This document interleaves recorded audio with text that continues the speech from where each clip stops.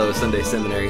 It was great to see many of you at the event at the church. The socially distanced bluegrass and fried chicken night. It was wonderful. I'm glad to have been there. It's my first time actually being at First Pres Marietta at the building and in the area since March, so that was pretty amazing, and had a great time playing music there. So hopefully we can do that again sometime. So this week we're leading up to Halloween, and it's a great time for this particular story because we have this almost spooky story. Maybe spooky isn't the right word for it, but it really is one of the more interesting and provocative stories in the Old Testament. It's a story about somebody disappearing on the day of their death and going who knows where, and we hear stories about them coming back, right? And this is not Jesus, of course, but Elijah, who is confused for Jesus several times in the New Testament, but also who serves as like a symbol in a way that is inhabited by John the Baptist and almost like reanimated in the person of John the Baptist. So all to say, this is a fascinating story about somebody who both Jews and Christians are still kind of looking for a return someday in some format, or at least have been. And somebody who really is only up there with Enoch in Genesis chapter 5 in terms of confusing deaths. Just to show you this, in the book of Genesis, this character Enoch, who fascinated Christians around early Christians, but also fascinated Jews before the time of Jesus even. Right around the time of Jesus, a few centuries before Jesus lived, in the Hellenistic era, the era after the time of Alexander the Great, and before the time of the Roman Empire, there was this flourishing of interest in the person of Enoch. And Enochian Judaism is like a type of Judaism from the time of Jesus. And Jesus referred to some of this kind of language when he called himself the Son of Man, which is used all the time in the book of Enoch. But also there's references to some of this literature in the book of Jude. So that is to say that the book of Enoch, and it was actually not one book, it was a bunch of different things that were associated with Enoch that got compiled into a book in the Ethiopian tradition. But these are ancient traditions in what's called the Book of Enoch that go way back to before the time of Jesus. And it's this fascinating meditation on why Enoch left and where did he go and what happened. So in any event, but in Genesis chapter 5, you see this genealogy of Adam and his descendants.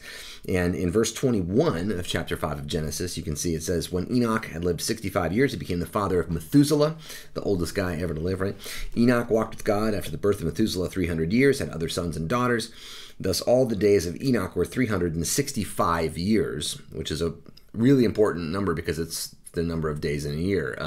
The Enoch group of Jews who they loved Enoch and lived about the time of Jesus, that Jesus seemed to have even drawn from in other New Testament books like Jude.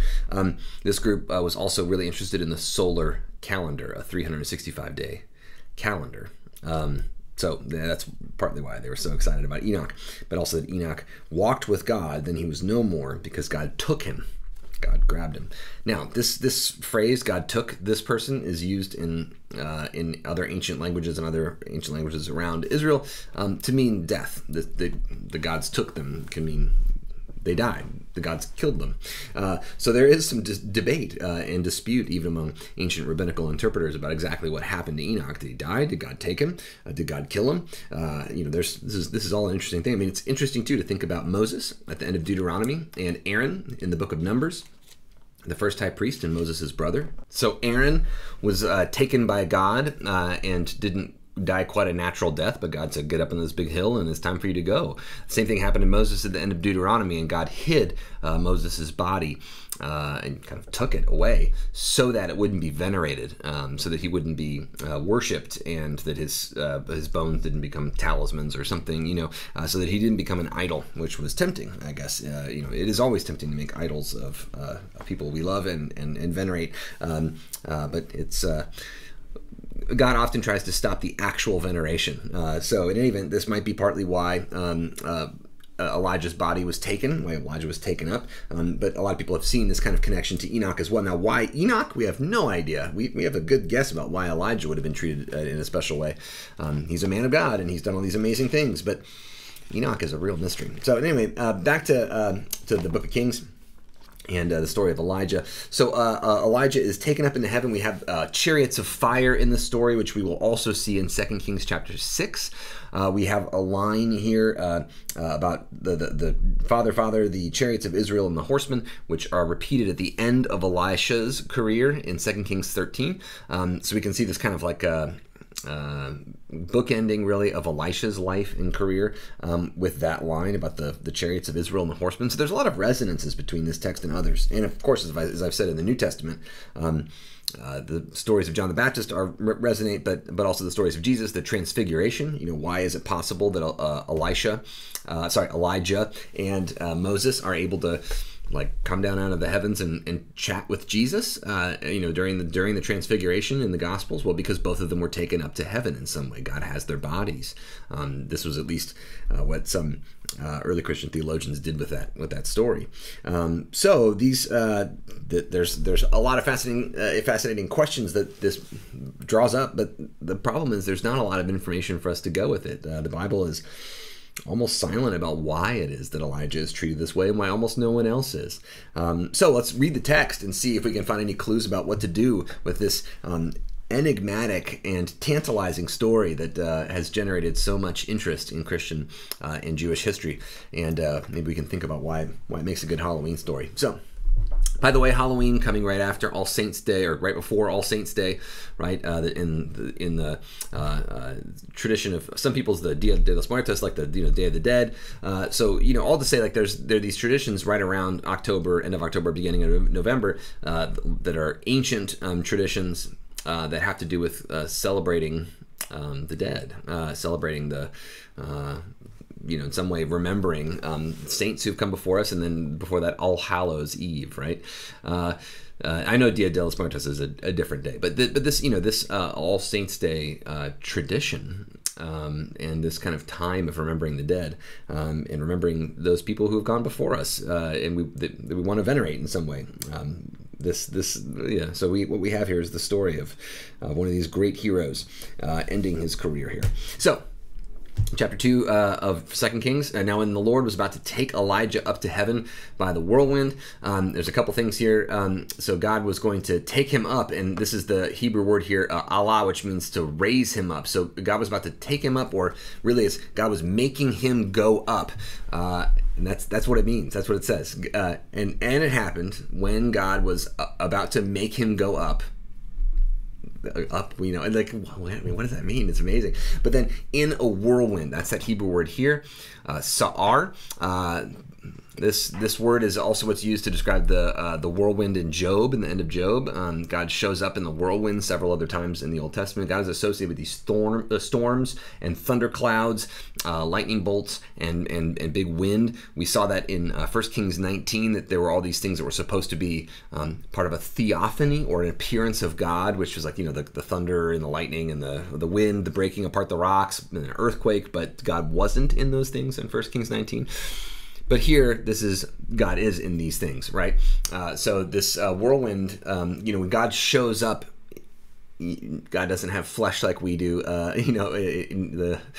beyond Jesus, that is to say. But when God shows up in person, I mean, what does that mean for God, right? But when God shows up tangibly in the world, there's this explosion of power, and nature itself convulses to try to contain God's presence. So anyway, that's what's happening here. There's this whirlwind that's coming, that's going to, in a way, suck up Elijah. But it's this whirlwind because I think God's kind of reaching into the world. Elijah and Elisha were on their way from Gilgal. So there's a lot of place names that are here, and actually Gilgal's kind of confusing because it doesn't fit with the other places. There might have been a couple places called Gilgal. Gilgal means to roll, like if you rolled rocks together to make them into something. And that might, there might be more places called like rolling, or rolling hills, or rolling rocks, or whatever. So all to say, we don't know exactly which one is being referred to here, but or exactly what is being referred to there. But then Elijah said to Elisha, please stay here, for the Lord has sent me as far as Bethel. So we have another place name. Okay, so they're at this place Gilgal, and they're going to Bethel. And God, Elijah is trying to get Elisha to not follow. So he's being really cagey about where he's going. Kind of like if I don't tell my kids where we're going somewhere, if I don't want them to know we're going to Six Flags, surprise or something. So we'll be like, where are we going? We're just getting on I-20, right? So that's kind of what's happening here. I'm just going to Bethel. Now, Bethel was a major royal center. It was the center, one of the two sort of royal chapels in the northern kingdom. Bethel and Dan were places where the northern kings had put their temples at the beginning of the northern kingdom. That was King Jeroboam. So Bethel's a major place. It's not too far from Jerusalem. But then Elisha knows, right? Elijah is being cagey about where they're going. He susses out pretty quick. Elisha knows Elijah at this point. He susses out what Elijah's up to. He says, you're not going to get away from me, buddy. So, as the Lord lives, remember that whole thing about the living God and all those stories of Elijah, but also the idea of oaths, that swearing an oath, swearing an allegiance to God and to God's messengers, right? The people who actually are validated to bring God's messages, like Elijah, right? And remember in 1 Kings 17, that first chapter when Elijah bursts onto the scene, the very end of the chapter was the woman, the widow of Zarephath, saying, now I know that Yahweh is God and that you are God's messenger, right? The kind of validation of the ministry of God's messenger, but then also the validation of God that comes because of that. That's a big part of these stories. So here, Elijah and Elisha are standing there, and Elijah's being cagey. So Elisha says, by the life of God, and as you live, so he swears by the life of Elijah too. So this is, pretty serious. On your life, you're not going to get out of this, right? I will not leave you. And that word leave is the Hebrew word azav, which means abandon. And this is the same word that's used in Psalm 22 that Jesus quotes from the cross. My God, why have you abandoned me, forsaken me? So, which is taken as kind of like a covenantal breach, right? God, why did you not show up when you should have? So, I will not leave you, right? I'm not going to abandon you. So then they go down to Bethel. So they actually show up in this place, Bethel, right? This major city, and the sons of the prophets who were in Bethel, or the company of the prophets is how the NRSV translates this. The company of the prophets, this would be like the group of prophetic, it's the prophetic guild of that town. So these are the prophets that live in this place, and none of them would have been like major stars like Elijah and Elisha. So these are like the everyday prophets. Now Saul runs into these folks in the book of Samuel, and he goes into a prophetic frenzy, and the people say, hey, is Saul among the prophets, right? Remember that scene in the book of Samuel? So here, these are those prophetic folks, anonymous, not anonymous to the people who lived around them, obviously, but to the story, kind of not important enough to name them, but they lived in these different towns. So the Bethel prophets come out, and they say and they don't go to Elijah, right? They go to Elisha, and they say, don't you know that God's going to take away your master today? So they know, like they've gotten some kind of clue from God. That's the suggestion, is that like they don't know this because they're, I don't know, like have a bug and they're listening into conversations or something. God has told them that Elijah's going to go away or something. God's going to take Elijah away. Again, this very obscure language, vague language. And he said, yeah, I know, keep it quiet. Let's not, I think what he doesn't want is like a giant crowd to follow Elijah around waiting for him to get like sucked up into heaven or something. So then Elijah says, Elisha, and this is kind of later probably, right? Elisha, hey, stay here. God has sent me to Jericho. So again, this is the next part. It's like, they got on I-20. It's like, well, where are we going next? We're gonna head west of Atlanta. We're gonna go west of town. So we're gonna go to Jericho. Now, Jericho is a city that's near the Jordan Valley, near the Jordan River. And so it's kind of like getting closer to this crossing of the river, which, has always been, crossing over a major river has been a symbol of death and life from time immemorial. You can think of like the river Styx or Lethe. Both of them mean something in Greek tradition. But there was this idea that there was this kind of watery abyss under the earth that you would cross over in Sumerian mythology, Mesopotamian mythology, and so on. These abysses under the earth in the land of the dead. The Greeks had that same idea. So the crossing over the river. This has always been a metaphor for death, to going to the world beyond. But hear this as the physical Jordan that is actually the part of the symbol, right? But so God sent me to Jericho, just happens to be on the edge of the Jordan River.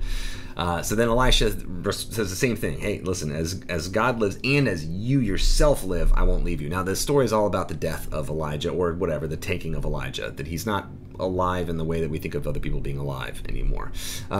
So this, I'm swearing on your life that I'm not going to leave you, and it really is on Elijah's life. So they do get to Jericho, and the sons of the prophets who are with Jericho, or this company, this group of prophets who are at Jericho, they come near to Elisha again. They don't want to go to Elijah, right? You don't want to ask the guy about his own impending doom. But they come to Elisha, and they say, hey, don't you know that God's going to take you? They've been told too. God told them as well, or maybe they've told each other, these groups of prophets. And he said, yeah, I know. Stay quiet. Again, don't shout it from the rooftops, right? Let's keep a distance from him and let him deal with this. So then Elijah says to him, hey, stay here because God sent me to the Jordan River, right? So he's kind of revealing more about where he's actually going, his actual destination. But he keeps saying, hey, just stay here, stay here. Now, why does he keep telling him to stay here? It's not exactly clear. It's also not exactly clear why Elisha is telling people, telling the prophets to shut up and not follow. And we can extrapolate some reasons and guess. I mean, some of it might be that Elisha and Elijah experienced this as a negative thing. Elijah doesn't want to die, but he doesn't want to go away. And he might see it as kind of invalidating his ministry, his life in some way. I mean, this is, God's done with him in some way. So, I mean, there might be this shame in it, or that he doesn't want other people to crow over it. I mean, what if the king finds out and the king shows up and is laughing the whole time at him as he goes up into heaven, right? That's not good. For whatever reason, Elijah really wants to be alone and he doesn't want anyone around him. But Elisha is not going to let him be abandoned at his death, which is, again, the thing that Jesus was upset about. Why did you forsake me? And Jesus was forsaken, abandoned by his friends, and abandoned in the end. And so Elijah, is about to die, and Elisha doesn't want to abandon his friend. And as we see these other company of prophets, they're going to be a little bit removed, but they also won't abandon him. So that is Elijah. They don't allow him to be alone at the end. So they go on. So then 50 men of the sons of the prophets, in verse 7, also go, and they stand some distance from them. So that is that they don't get too close. They don't want to make a big scene of it, a big deal of it. Also, if anything crazy happens, they don't want to get hurt if the firebolt comes down out of the sky, right? Everyone's standing a little bit back, right? So they're but anticipating something's happening here at the Jordan. And then something does happen. Elijah takes off his mantle or his cloak, that thing that he threw at Elisha, and which kind of symbolized his power, right? His presence, his role, his authority in some way. He takes that cloak off, his outer garment. He rolls it up and he hits the water with it, and the water parts to one side and the other, and then they could walk across in dry ground. Now, I don't know if this sounds familiar to you. There's a movie made about this called Prince of Egypt, but no, it really is. This is Exodus chapter 14 and 15, just in the Red Sea crossing, and it's that Red Sea crossing in Exodus was repeated in the book of Joshua. So in the book of Joshua, chapters 1 through 3 in Joshua are really like the crossing of the Jordan River, and there's this miracle that happens in Joshua 3 where the people, and it's really the priests who go over first who are carrying the Ark of the Covenant, they step in the water of the Jordan River, and it gets clogged up, and it stands back, kind of like the waters stood apart and created dry ground on the Red Sea. So this has happened twice already, the blocking up of the waters of the Jordan River, and both times it was for Israel in some way to leave, to go out of something and to come into something, right? To boundary cross. It was leaving Egypt and coming into the wilderness wanderings in Exodus chapter 14, leaving the oppression of Pharaoh and finding modified liberation, if not full liberation, in this terrible place, right? This wilderness place, but a place that God was with them and sustained them in, and then where they grew and did change. So then the crossing over in Joshua is like the inverse. It's them crossing over from this land of wilderness into a land that they are going to make a stable life in, at least as well as they can. This is the place where they will establish kind of a society like like Pharaoh, but hopefully unlike Pharaoh, right? Not in the same ways that Pharaoh has established his society. Of course, that's the problem, is that God keeps sending prophets and yelling at them, like Elijah and Elisha, saying, hey, you've done the thing that Pharaoh did that we said we weren't going to do. So in any event, but this crossing of the Jordan twice now has symbolized the people of Israel becoming their own people and then becoming a settled people in the salvation of the people twice. That this is. And then really the presence of God with the people is imaged twice in that. So this one's different. This is one guy and his friend, Elijah, and then does this miracle. And then, of course, Elisha ends up doing it and repeating it a little bit. So that's very different. It's not for all of Israel. And in a way, you might say that this is symbolizing, how important Elijah and Elisha are to this tradition, that they represent all of Israel here. And in some way, They have this power to create salvation. I mean, it's God's power. Obviously, God has works through these people with this power to bring salvation. And that's symbolized by this kind of hitting the water and crossing over. And of course, the other prophets see this, and they say, You've got the power for this, right?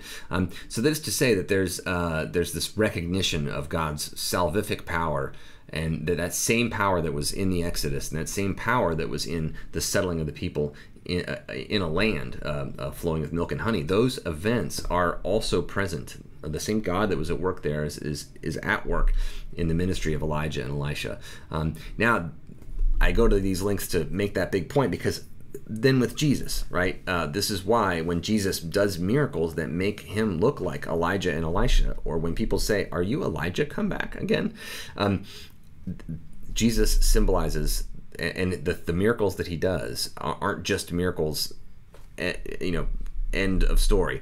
That is to say, when Jesus heals someone in the New Testament, the point isn't exactly that one person got healed. The point is that Jesus is demonstrating, in the same way that Elijah and Elisha demonstrate here, the same power that was in the Red Sea, the same power that was crossing the Jordan River, the same power that was healing the Shunammite woman's son, the same power that got the land back for the Shunammite woman, like all these miracles that we read about in Elijah and Elisha. All those things are re-embodied in the person of Jesus. And we'll see this in really clear ways in chapter 4 of 2 Kings, which is unmistakably full of connections to the New Testament and to Jesus. So, in any event, that's what this kind of, I think, is symbolizing. So Elijah takes up his cloak, right, and he hits the water with it, kind of like Moses' staff. Elijah's got a cloak, Moses got a staff. They've got these kind of symbols of their power in a way. And then the two of them could go across on dry ground. So in verse 9, when they crossed over on dry ground, Elijah said to Elisha, "Ask what I shall do for you before I'm taken from you." So he kind of gives him one chance. I got a couple seconds left, buddy. What can I do for you? What do you really want? This is a test sometimes in the Old Testament when God talks to Solomon, and God says, "Tell me what you want." Right in 1 Kings 3, and Solomon says, "Hey, I'll take wisdom." And God says, "Because you didn't say power, money, success, all this stuff. You said wisdom, then I'll actually grant it to you, and I'll give you the other stuff too." So this is kind of a test. Like, what do you really want? What can I really do for you? And what Elisha says is, "Please let there be a double portion of your spirit on me." Now, some people have suggested this is like, I don't know, I want to be twice as good as you, like that this is kind of egotistical or something like that. Really, I think what this is trying to do is when a father died, he would divide up his inheritance among sons, and the eldest son would get the blessing, the double portion. And it doesn't mean they would get twice as much as the father had. The father's giving an inheritance, so you're limited in terms of what you can give, right? So the father would give 2 shares to one son, and then 1 share to the other son, or something like that. Think about Jacob and Esau or something like that. So this is the way that primogeniture works in the ancient world. Of course, it gets upended all the time in the Bible. So God seems to have a slightly strange relationship or tense relationship with the idea. But in any event, so what Elisha is really saying is not give me as much power as you have. Elisha is recognizing that Elijah's power is going to be distributed, and his job is going to be, no one can do what you can do, is what he's saying. But can I have just a little bit more than everyone else is going to get? give me that double portion. But this is going to be kind of spread out. So I'm going to get a little bit more, right? And this is, in recognition really for Elisha's close relationship with Elijah, but also because Elisha can be trusted. I mean, Elijah can trust Elisha. But Elijah doesn't really have the means to declare, what God's going to do with God's spirit. God is sovereign. But Elijah gives him this little game, and he says, okay, you asked a hard thing. This is difficult. It's a good thing, right? He wants to do God's work. So, give me the ability to do this work, and I want to do more of it than anyone else is doing. Okay, so you asked this tough thing, and I can't do this for you, right? But here's the game. If you see me being taken up, then it's working. And if you don't see me, so what Elijah does is he kind of comes up with rules that God's going to either show Elisha this or not, and that will determine. Elisha will know whether or not he's supposed to continue with this work in some special way or not. So that's like that. That's the mystery here. So as they go on, they walk and talk, and you can get this sense that this story is trying to depict them as friends in a way. It's trying to help you see that this is going to be a difficult thing for Elisha. And they're walking and talking, and then behold, these chariots of fire and horses of fire separated the two of them. So chariots of fire and horses of fire, and it really is just actually one chariot of fire. It says chariots here. In chapter 6, there's going to be another story that has chariots, actual chariots of fire, plural. But here in the Hebrew, this version of the Hebrew, it just says rechev esh, a chariot of fire, and then v'susei esh, and horses of fire. So it does look like one chariot and all these horses, which you would have a bunch of horses pull one chariot if you wanted to go super fast. So, and then these horses of fire that separated the two of them. So they kind of come down between them, just like the waters were separated on the, of the Jordan River and of the Red Sea. These chariots of fire separate so that, Elisha kind of has to jump back, and Elijah is by himself finally, which is, he's wanted from the very beginning of the story, right? To actually be by himself for this event. And God makes it so here. And then that same word, God, kind of took, is going to make him go up in chapter 2 verse 1. That's that interesting term, and that's the same one here. It's via al, and Elijah went up. He just went up and it was in a whirlwind, right? And then he went up in a whirlwind, and then hashemayim, the heavens, in a whirlwind. And it would actually be a different form if it was the whirlwind of the heavens. It was just in a whirlwind, the heavens. It's enigmatic, it's strange wording, it's a strange syntax, it's a fascinating thing. But Elijah goes up. Are the chariots of fire actually taking him up? Is he in the chariot of fire, which is how it's usually depicted in art? It doesn't say that. It says that the whirlwind actually takes him up. So what I have in my mind is this chariot of fire comes down out of the sky, and we see that in chapter 6 of 2 Kings, this is an angelic being. So like an angel comes down and separates the two of them, and then Elijah is sucked up into heaven with the whirlwind. So why would the chariot of fire come down? To scare Elisha away so he doesn't get sucked up in the whirlwind too. That seems to be what this is. And then Elisha sees it, and he cries out, my father, my father. And remember, this same cry is going to come back in 2 Kings 13 at the very end of Elisha's life. So Elisha saw this, and he cried out, my father, which is this kind of respect, like rabbi, right? Abba, God says, Abba, father. It's this way of showing respect to people. So my father. Oh, this also comes back in 2 Kings 6 as well. The other story of the chariots of fire also has somebody saying my father, but it's the king saying it to Elisha. So the chariots of Israel and its horsemen, and then he saw him no more. So the chariots of Israel and its horsemen seems to have to do with, it might be like a saying in ancient Israel that had to do with death. That God's chariots are coming for me. I don't know, but it's strange. Again, not explained. And then he saw him no more, and that's the last we hear about it. He just kind of can't see. So Elisha gets sucked up in the whirlwind, and then eventually, like a balloon, like you let go of a balloon, and it just kind of goes up and up and up, and then eventually, you just can't see it anymore. And then he took his own clothes and he tore them in two pieces. The reason he does this is it's a sign of mourning. He's trying to make himself look bad so that God sees his pain. It's a way of externally expressing the pain that you feel internally. His life has been overturned.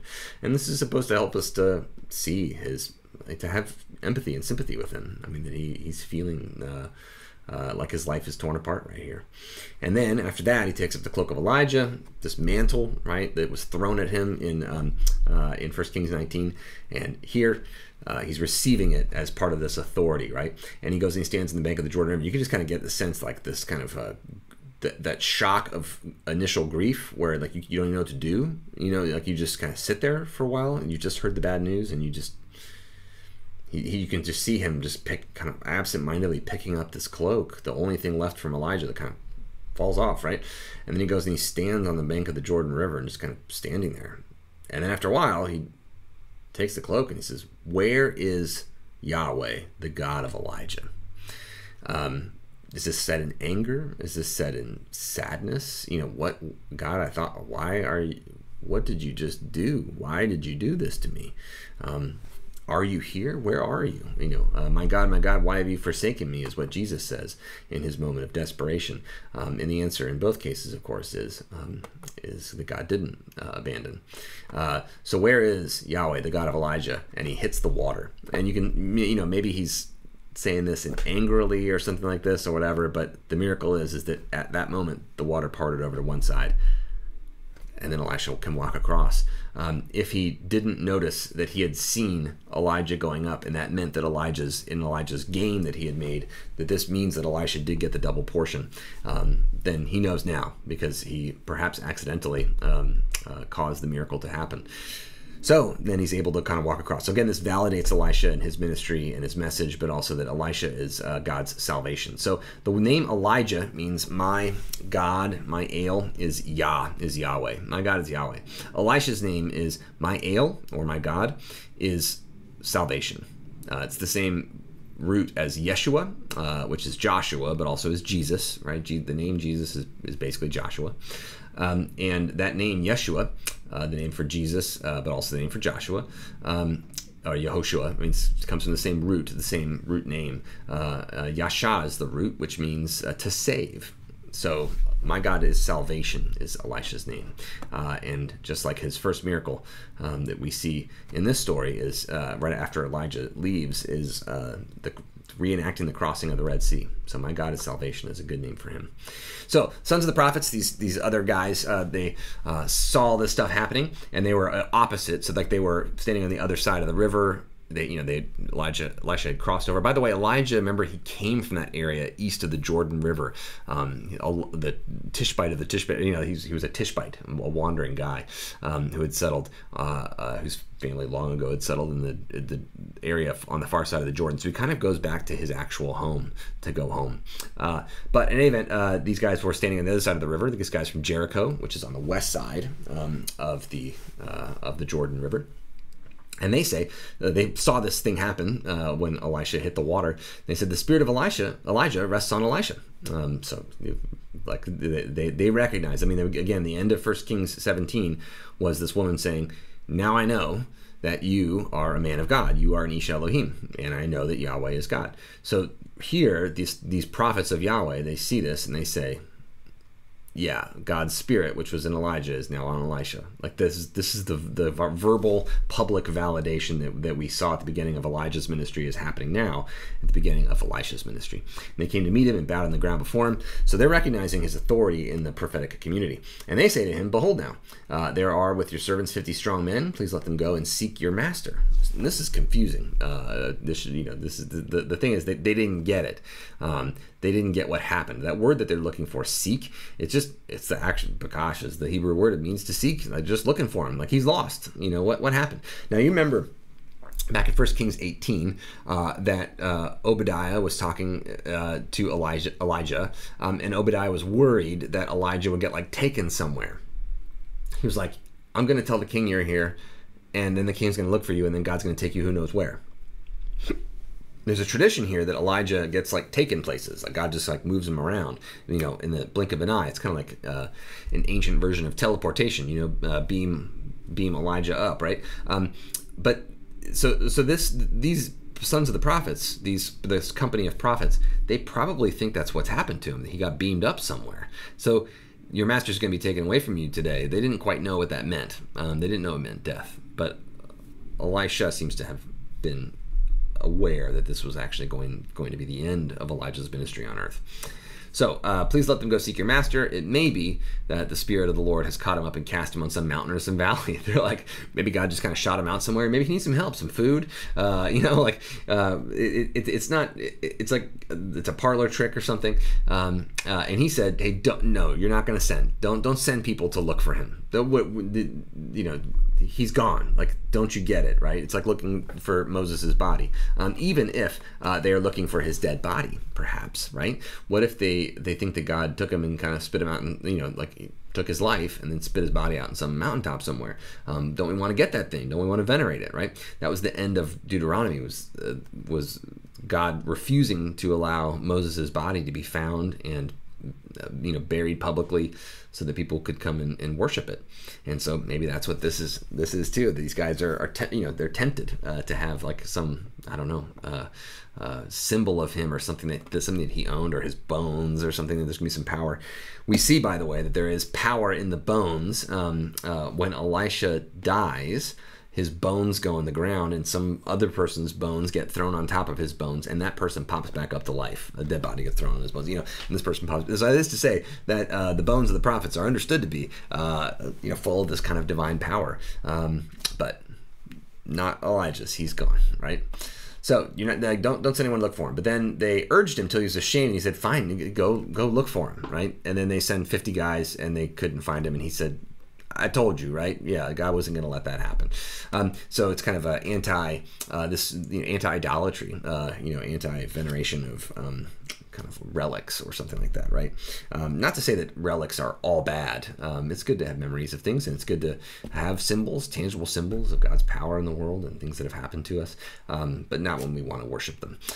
So in any event, this, again, fantastically interesting story. This leads to the idea that there's this empty seat at the Passover table, at the Seder table, welcoming Elijah, if Elijah happens to return during the Jewish Passover tradition. You in the Christian tradition, obviously, really was fascinated with the end of the last prophetic book in the Book of the 12. So Jews don't organize their canon this way. The last book in the Jewish canon of the Tanakh, or the Jewish Bible, is 2 Chronicles, which says, and they're gonna come back up and build. It's a fitting ending, I think, for the Bible, for an Old Testament, or for a Jewish Bible. I think it's a very fitting ending. But Malachi is the last of the 12 prophets. In the Christian tradition, the prophets come last, and in the Hebrew Bible. And in verses 5 and 6, or really 4, 5, and 6, chapter 4 of Malachi, verse 4 says, remember the teaching of my servant Moses, the statutes and ordinances that I commanded him at Horeb for all Israel. And then, lo, I'll send you the prophet Elijah before the great and terrible day of the Lord comes. Moses represents the law there, the Torah, and Elijah represents the prophets. So the law and the prophets are going to come back one day. And then again, we see this idea comes back in the Transfiguration in the New Testament. So the coming of the prophet Elijah is something to wait for, to look for. Of course, Elijah is in some way embodied in the person of John the Baptist, but also in Jesus. Jesus is asked again and again, are you Elijah, right? And the people even say that. And Jesus doesn't deny that there's some Elijah to him. We'll also see that there's some Elisha to Jesus too. So we'll get into that in the next few weeks. Next week, we actually are taking a little bit of a break. We may have like a Bible question and answer session. We'll see, but it may just be kind of a week with no Sunday seminary. But then we'll get back to it.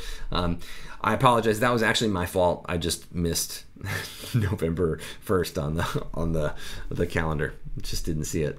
So I fully intended to have a Sunday seminary day, but now we've split up all of the Elijah and Elisha stories. So I may put up a video next week, but we'll see. Thanks again, y'all, and looking forward to seeing y'all sometime soon. Peace.